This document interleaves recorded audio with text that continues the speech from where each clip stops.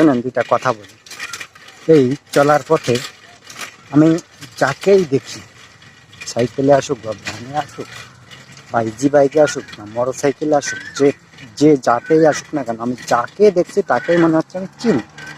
কেন যেন মনে হচ্ছে আমি এনাকে দেখেছি, অথবা ইনার বাড়ি আমাদের এলাকায় কোথাও, বা এই রকম ধরনের লোক আমাদের এলাকায় আমি দেখেছি।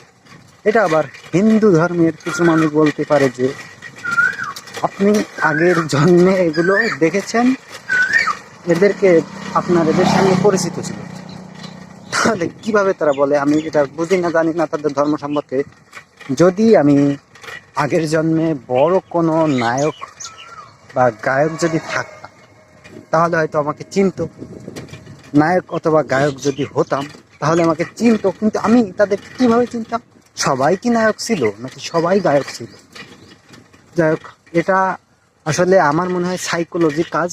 যাকে দেখি তাকে মানে হালকার উপর একটু ডিফারেন্স আছে, এটা একদম সেম সেম এমন মনে হয় না।